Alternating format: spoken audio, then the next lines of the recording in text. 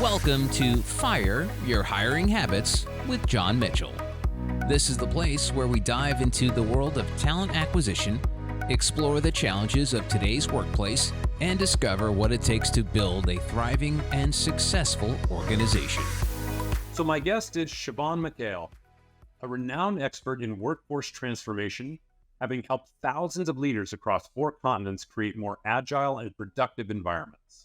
Her insider experience as an executive leading cultural change in multinational organizations includes a remarkable 7-year initiative at ANZ Bank, which transformed it from Australia's lowest performing bank to one of its most admired.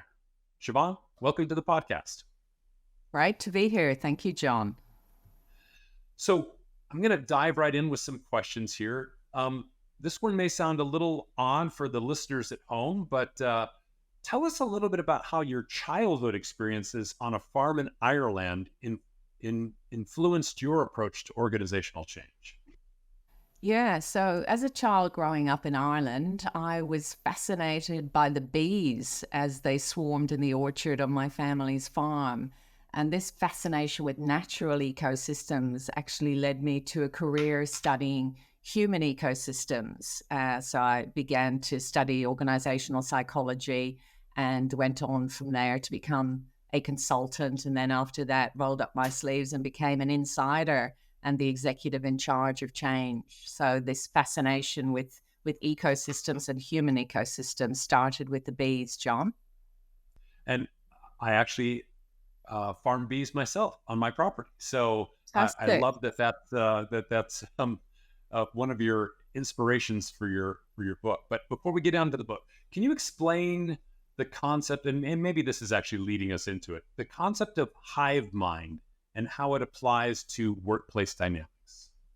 Sure. So my major premise is in the book is that IQ and EQ are no longer sufficient for today's complexities, and we actually need GQ or group intelligence in order to be able to navigate today's pace of change and the complexities of what we're facing in the workplace today.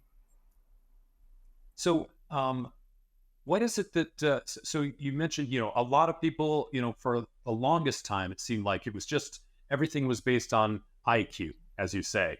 And, it's like, oh, we'll just logic it all out and that will give us the answer. And then, we got EQ, the emotional intelligence came out, and that seemed to be all the rave. How is GQ a little different? Yeah, so IQ and EQ, as you mentioned, the EQ in particular is very much around the interpersonal. So it's very much about understanding your own emotions and understanding the emotions of others. And that was certainly a step forward. And both of those are necessary, but you actually need to add group intelligence, which is held at both the individual level and the collective level. And it's really this ability to be able to understand groups and to be able to intervene in groups in order to help them to deliver, to grow, and adapt. So how can leaders then effectively harness group intelligence to drive meaningful change?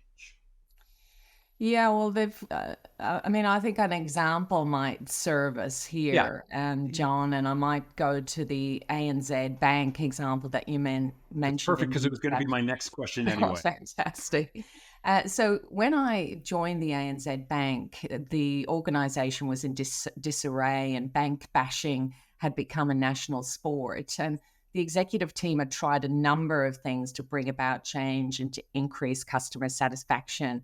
But each thing they tried failed, particularly a restructure. It had caused the organization to go backwards. So we took a step back and looked at what was really going on in the organization. And what we noticed was a pattern that was running the company, which was what I call the order taker pattern.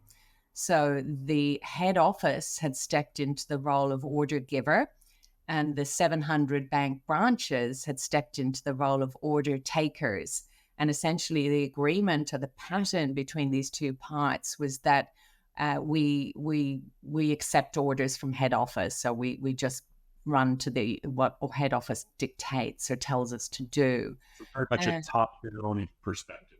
Yeah, very We'll much with tell the you what to do, and we'll receive it, and we'll just do whatever you say without thinking about it too much. exactly. So the branches had stepped into the role of victims and they had just lost all energy. So we really needed to notice that pattern and to solve for that rather than technical solutions, which the executives had been putting in place. Gotcha. So, I understand that, this experience you had at ANZ Bank was so remarkable that it's or so impactful that it's even being used as part of a case study at Harvard by Cotter, who's like the father of change, right? So congratulations on that. But around that, when you're talking about large scale organizations, how do you actually measure the success of change? Yeah, that's a great question. So, what we did at ANZ was that we actually redesigned the organization's operating model. So, it wasn't just about technical solutions like training people or restructuring. We actually reframed the role of the parts, and we reframed the role of the head office from order giver to service enabler or provider enabler of the branches, and the branches became the leaders. And then we started to measure how they were tracking on multiple levels. So you need to measure what your outcomes are. We measured the financials, because if you don't deliver in terms of the financials, you don't have a company and you don't employ people. We measured customer satisfaction. So the bank went from the worst performing bank in the country to the best performing, with a 23% increase in customer satisfaction. We measured employee engagement, which again went into one of the top performing large organizations in the country. And we measured our contribution to the community. So these were all important factors that we determined at the beginning of the change and that we tracked throughout the change, because often as executives, we forget where we were at the beginning. It's very easy to lose sight. And if you track and measure your progress, it helps you to maintain momentum along the way. Yeah. As you mentioned, there's a particular area of those four aspects that you were measuring that have seen lots of challenges, or at least I have a lot of personal interest in trying to understand best practices. So when you talk about employee engagement and measuring that, can you share one or two examples of the ways in which you measure employee engagement? Yeah, well, there's multiple ways to measure it. We used a couple of ways. One was an engagement survey where we literally asked employees a series of questions about how motivated they were, their discretionary effort, and we tracked that at least on an annual basis. And the other way we measured it was through a values tool, Barrett's Values Assessment Toolkit, where we asked the employees about what values were we living every day in the bank. So for us, it wasn't just about engagement. It was about bringing our values to life on a daily basis. And those two metrics really helped as a guiding light for us throughout the journey. When companies are trying to implement cultural change, what are some of the common mistakes that companies make when trying to do this? Yeah, I think some of the common mistakes are like at the ANZ Bank, they don't step back at the beginning. And this is one of the things I've discovered as an insider and the executive in charge of change, where I've spent the last 2 decades actually rolling up my sleeves and being the person in charge of making change happen, which is a different perspective than perhaps being a consultant, which I was for a decade. So one of the things I notice when I'm inside an organization is that there's often a lot of pressure on managers in order to deliver the results. So it's like, get it happening fast. We need the results tomorrow. And the reaction of managers is often to jump very quickly to solutions. So, for example, at the ANZ, it's like, let's restructure, let's cut costs, let's sort of move the deck chairs and get rid of people. That was, we just need to get rid of the bad eggs or the toxic people. And in actual fact, you can say goodbye to people, but the order taker pattern kept kept on It's going, still there. continued, Yeah. so you remove people and you find the same pattern keeps reoccurring. So my advice to managers and leaders is to step back and really see what are the underlying patterns that are running your organization, not just the symptoms. And if you get to those underlying patterns, and there are many of them, and I talk about many of these in my book, how you identify these, then you're in a much stronger position to make interventions that will actually make a difference. Gotcha. So, in addition to stepping back, are there other kind of looking at the big picture and not leaping too quickly, or as one of my favorite book titles that I'd ever heard was called Ready, Fire, Aim. So in addition to stepping back, are there other traits that you look for in leaders before you put them in charge of change? These are particular traits that leaders might either look to grow, or that you might look to those that already have those traits before you ask them to go make these kinds of cultural changes. Yeah, that's a great question. I think leaders with group intelligence, I essentially look for these leaders who have this group intelligence. And that really is, they've moved beyond EQ and they are able to understand patterns in groups, understand complexity, and they can intervene in complexity in order to take that group or ecosystem forward. Often our interventions can have unintended consequences. But if you've got group intelligence, you're nudging the ecosystem. You've got ways of intervening, of harnessing group intelligence, and of strengthening that ecosystem that go beyond EQ. And I talk about a lot of those in the Hive Mind of work, but it's this ability to see what's going on, the patterns that connect, as the great systems thinker Gregory Bateson would say, being able to design interventions that are going to bring about change. Often when I talk to managers and I ask them, how are you going to bring about change in this group? I see blank faces because we haven't been taught how to do this work.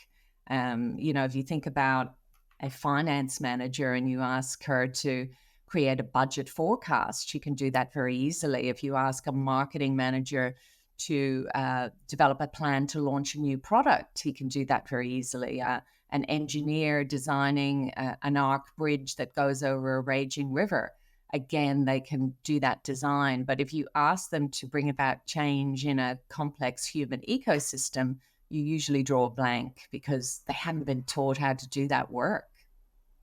Well, and it's hard enough in a simple environment, and with today's increasingly changing and very complex, as you say, work environments, is there what's the first step?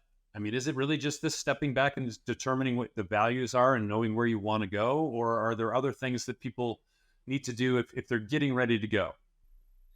Yeah, I would move it beyond the values to really mapping the ecosystem.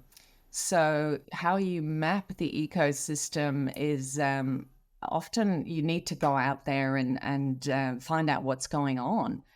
One example, I was working at an infrastructure company with a newly appointed general manager who was really keen to make her mark, but she was seeing a drop in customer satisfaction, and that trend was declining. So she was going to buy new fleet. She said, Siobhan, I think we've got old equipment. We need to buy new fleet, which of course is a very technical response to maybe a complex adaptive problem. We'll buy new things and everything will get better. Let's say, let's just buy new things and that will help. And I said, well, let's take a step back. Let me take a look at what's going on before you spend millions of dollars on a new fleet. So I went out to some of her contracts, infrastructure contracts, and one of them was at a site in country Victoria where there was a project team laying internet cable in a region for a government client, and that project was falling behind.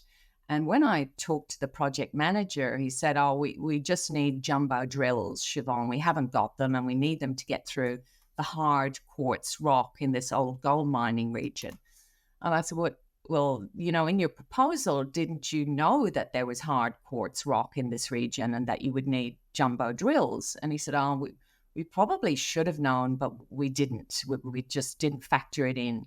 And therefore, the project was falling further and further behind. Now, this was happening on multiple projects. It wasn't just happening on this project. And what was connecting everything here was the reactive pattern. So you had project managers who were reactive thinkers, not thinking ahead about the white quartz rock, for example.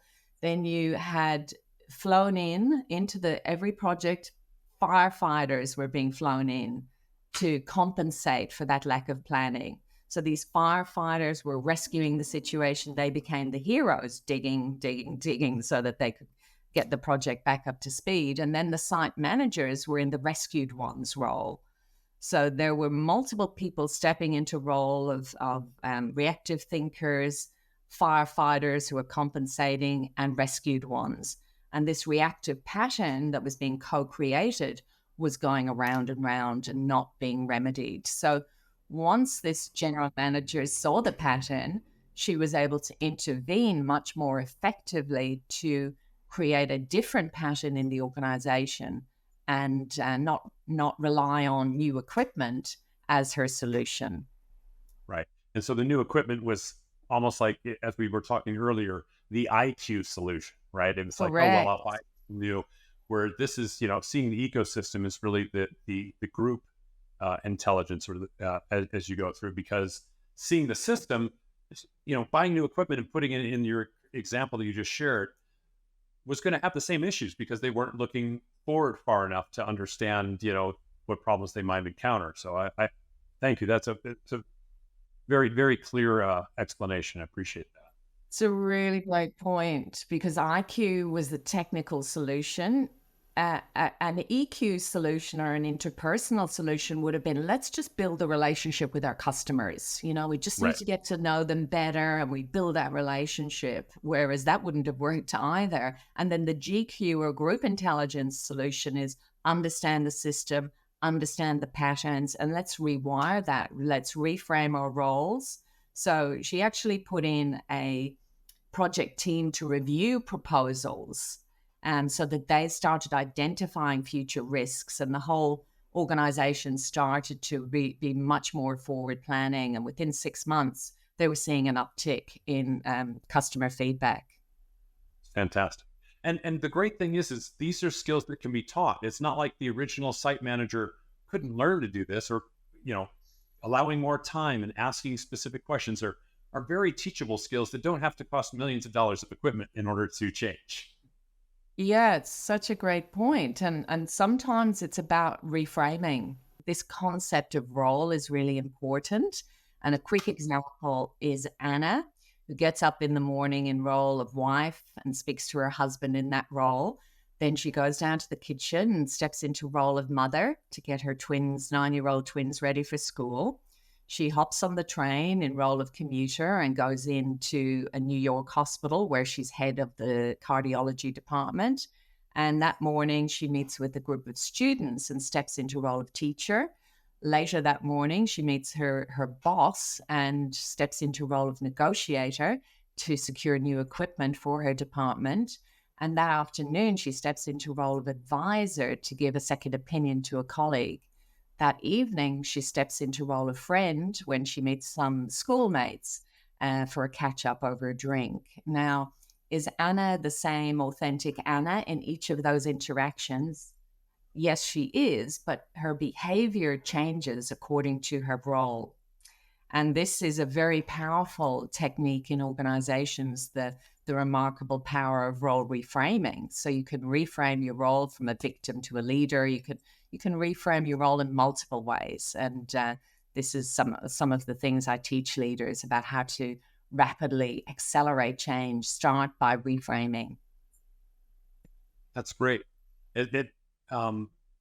So you've been working on change for a number of years in a lot of different ways. Can you share a counterintuitive insight that you've gained about workplace transformation? Yeah, I think what's counterintuitive is one of the big things I found is that there is a myth that change takes a long time. And sometimes, if you know how to intervene in complex human ecosystems in the right way, you can actually get very rapid change. And I'll give you an example from the ANZ where John McFarlane, the CEO, who was a master of group intelligence, we were going along doing this change program. And one of the lightning rods for the community was the closure of rural branches, bank branches. So John McFarlane agreed with the other bank CEOs, we are not going to close any more rural bank branches because that's just causing a lot of community concern. One of the big banks broke ranks and they decided to announce that they would sell 53 loss-making rural branches. The very next day, John McFarlane announced that he would buy those rural branches. Now, that deal never eventuated for a number of reasons, but what that did was create a tipping point where people in the organization, the 32,000 employees, thought, well, this is a CEO we can believe in. This is a change we can invest in, and this is something that I'm going to get off the fence and get more involved in. So that was a tipping point for the change, and almost overnight, the change started to gain momentum. So this thing that change always takes a long time. Sometimes you can reach critical tipping points that can accelerate the change in an extraordinary way. So don't believe the myth, I would say. Well, that's fantastic to hear because I'm one that's heard that myth many times. It's like, oh, to change a culture, it just takes all this time and all this effort, and you're better off almost just starting a new company before you're going to affect change in any reasonable time frame. So that's comforting advice for those who are leading organizations to know that they can affect the change, and it doesn't have to take an eternity. Wonderful. Absolutely. And I talk about the remarkable power of role reframing. You can reframe your role in an instant. You can reframe the role of a team, of a whole department. And that role reframing can lead to incredibly rapid results. So even with the company I'm working with at the moment, Dulux Group, where it's a paint company, and the executive team wanted to bring about growth and change. So we reframed the role of the top 200 executives from delivery managers who produce paint and deliver it to the big box retailer to three key roles that they play. One is delivery leader. Of course, we need to continue to make paint and deliver it to the big box retailers. The second is people leader. And the third is growth leader. Now, what do they do? How do they take up that role? Each person in the top 200 has to reframe and redraw their mental map of their role to include growth leader and take it up in their own unique way. But because of that, in a short number of years, we have doubled in size, doubled in the number of employees, doubled in revenue. And part of that is about reframing our role. Fantastic. Yeah, it reminds me, this may not be completely aligned, but back in the day, you wanted to engender an owner mindset from everyone in the company. It wasn't just a place I came to do it, but you had that owner mindset. Hey, I see some garbage on the floor. I'm going to pick that up because I'm the owner and I don't want that on my floor, and put it away or whatever it may be.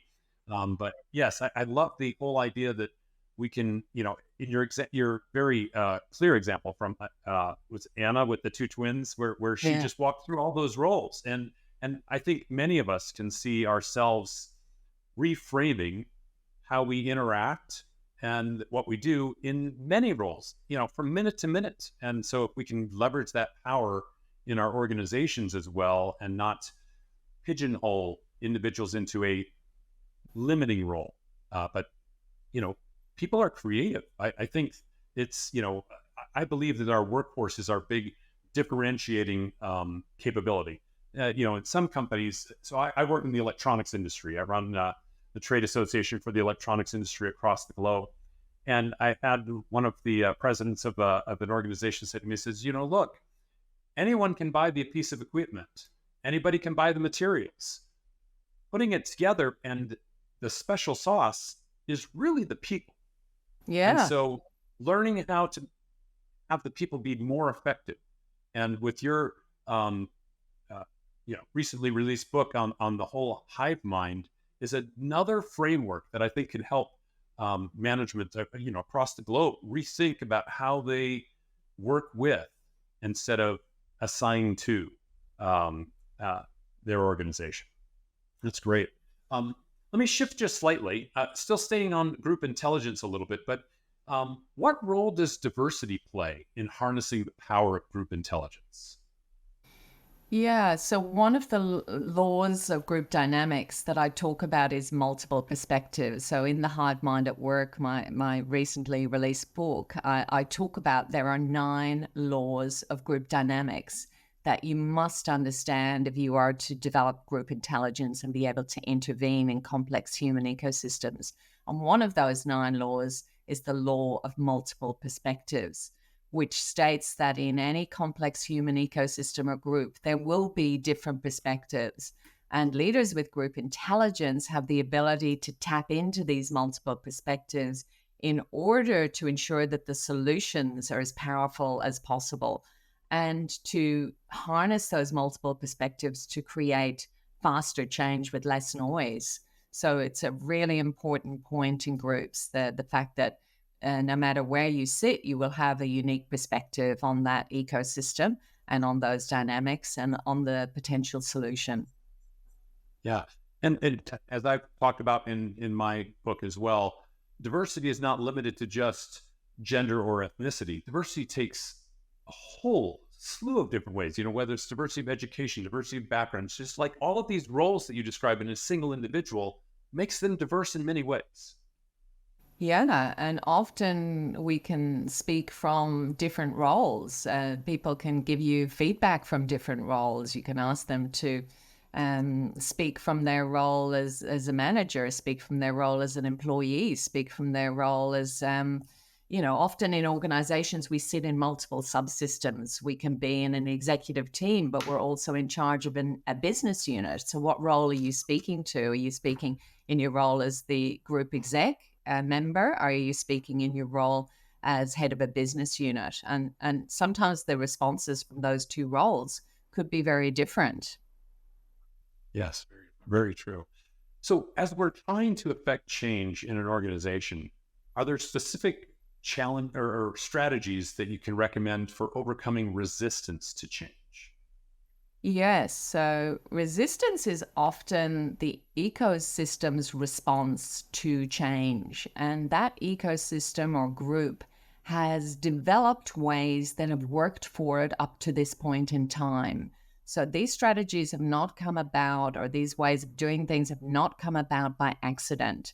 And that's what you've got to understand, that they are very deliberate. They have worked for the organization. So in the infrastructure example I gave you earlier, where there was the reactive pattern. So the reactive pattern had worked for the organization. There was a whole slew of firefighters who were getting a lot of credit and a lot of kudos and a lot of recognition because they were the ones who were coming in to The rescue. heroes. Yeah, there Yeah. was the whole organization full of firefighters. So in some ways, that pattern was serving that organization. It was there for a reason, because if it wasn't there, what would the firefighters do? They wouldn't have a job. They wouldn't be the heroes. They wouldn't be rescuing the situation. So this is why you've got to be able to really diagnose the patterns that connect, diagnose the systemic roles that are in the organization, not just, the firefighter role nobody saw, nobody was talking about. You've got to be able to go in there with your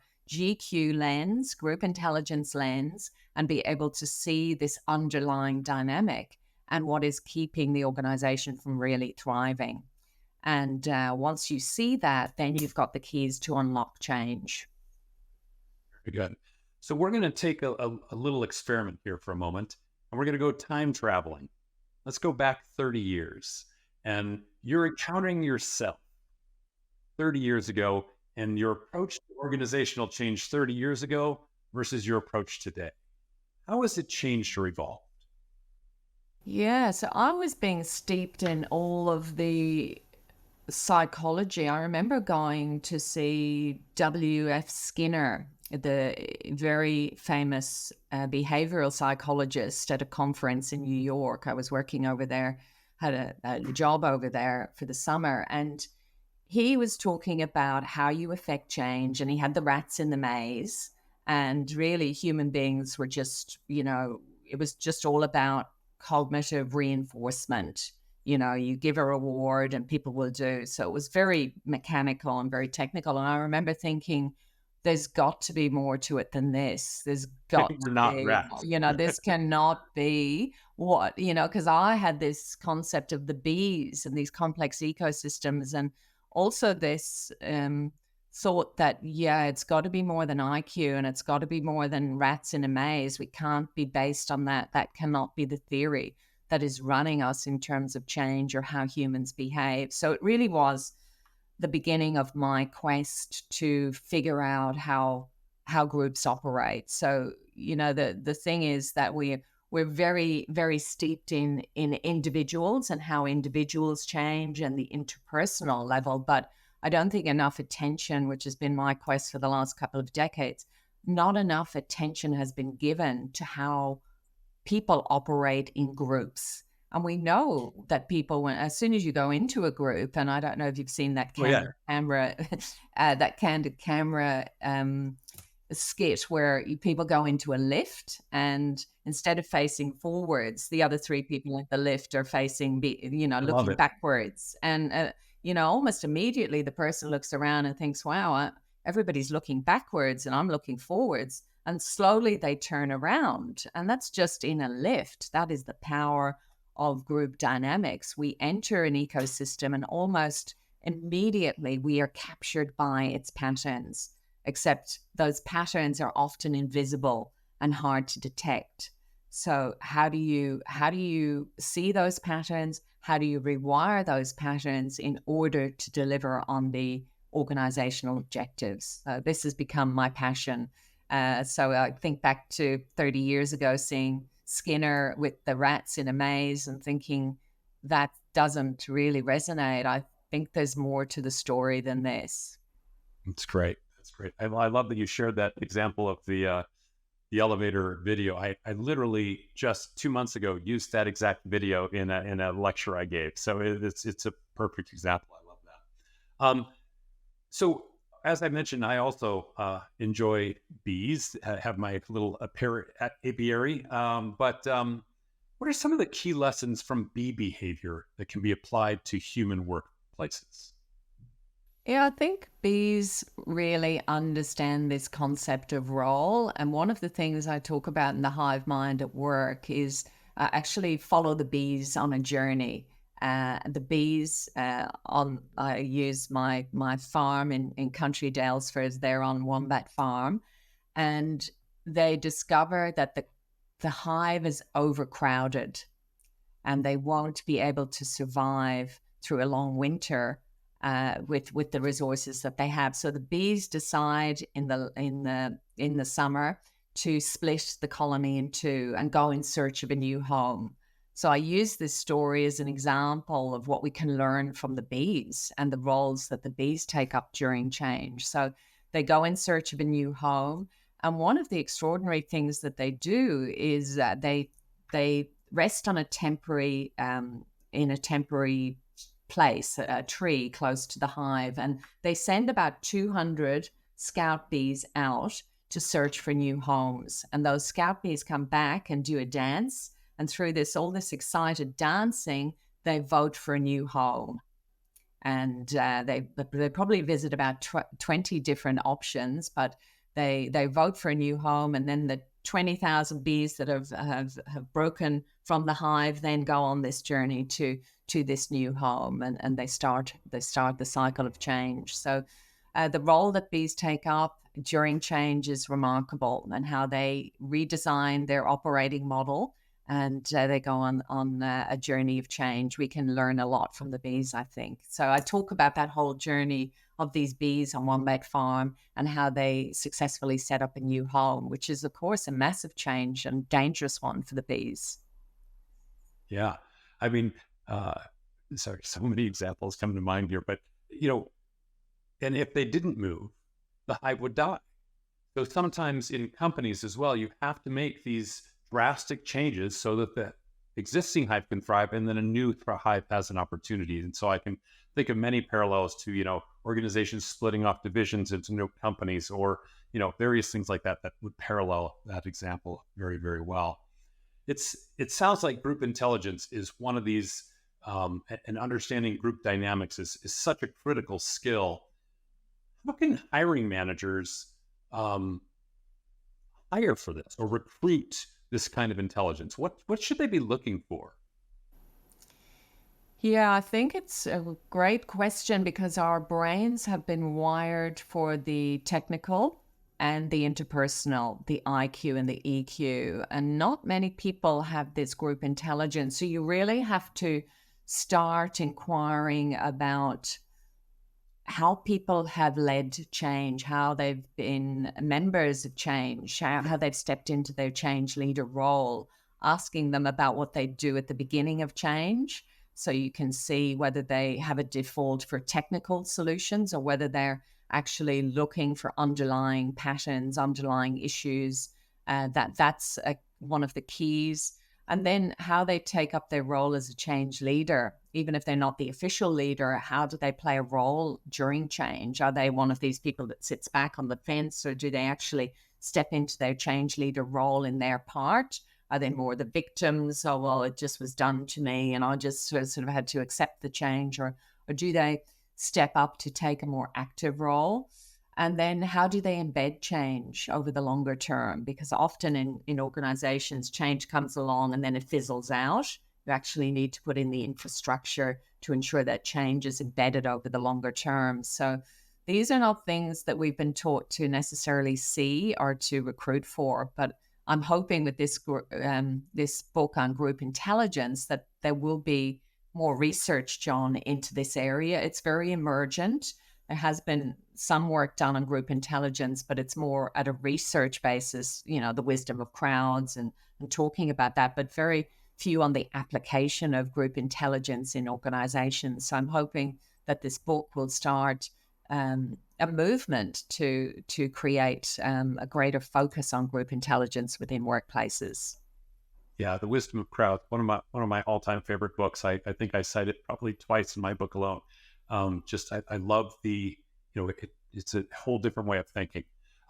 So if there's a piece of advice that you would give to a company looking to overhaul, you talked about change doesn't have to take forever. If a company is looking to overhaul its hiring practices to build a more agile workforce that can implement these kinds of changes quickly, is there a piece of advice you would give to a company looking to overhaul the way it does things like that? I would say start to examine your practices with the GQ lens. That would be the first thing. Because I think, if you look at your hiring practices, you may have ways of measuring IQ, you may have questions on EQ, you might even be measuring that with some tools. Look at your practices with the GQ lens to see how are we selecting for people who have this ability. The fact is we haven't been taught how to do this work. So you might have to start by giving people some training in this area, have a read of the Hive Mind at work, start to think about how you can develop this. I'm glad you said that. That was my next down. First, buy this book. Because you're right. It's not part of the general vernacular. No. They're not teaching it in courses for management or in certifications, et cetera. I think there's a real opportunity to have people step back, because we run into this not just in companies as well, where we look at the part instead of the whole, or more of the whole, more of the picture. I mean, many governments are like, oh, we need to go do X, and they don't think about the unintended consequences or the entire system, because maybe they didn't have to do X at all, and still get the same results as when they look at that full the group dynamic, if you will. Yeah, so that's great. How do you see the future of work evolving, and how can companies prepare their hiring strategies or their current employees accordingly as the future of work evolves, or the future of the workforce? I think I think change has become a tsunami. And I think the future of work is about being able to deal with complexity. And I use a spider web analogy. You're faced with a spider web of issues and complexities. And when you look to the left, you see a drop in customer satisfaction. When you look to the right, you see a toxic culture and bullying. When you look underneath you, you might see a drop in productivity. You look up above, you can see some safety issues on the increase. So which of those threads in the web do you pull? And you pull one, you're getting even more and more tangled, So the future of work is being able to understand that it's not a tangled web. It's actually a perfectly co-created pattern. And this is the paradox in complex ecosystems like cities or financial markets or workplace cultures or even families, that what looks like complexity is often underpinned by simple rules or patterns that make perfect sense once you see them. So we need to be able to hire people who understand and can navigate in that complexity, which is what GQ is all about. It's fantastic. So, Siobhan, thank you for taking the time from across the other side of the world. I appreciate the time to discuss with you. I'm excited. I haven't completely read the book yet. I've read the cover, but I will be looking forward to it, to reading it soon and be recommending it to others as well. Any parting comment for our audience?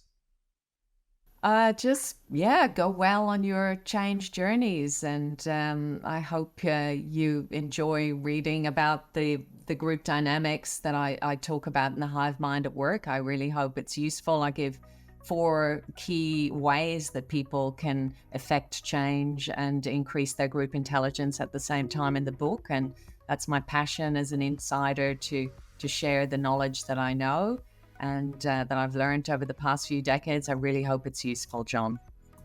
Very good. Thank you very much. It's available on Amazon, people, so you can get it anywhere. Pick up a copy today. Thank you. Thanks, John. This has been Fire Your Hiring Habits. If you want to empower your organization to reach new heights, go to johnwmitchell.com to find the techniques and tools you need to attract and retain the best team and boldly reimagine your workplace. Fire Your Hiring Habits with John Mitchell is a production of Forbes Books.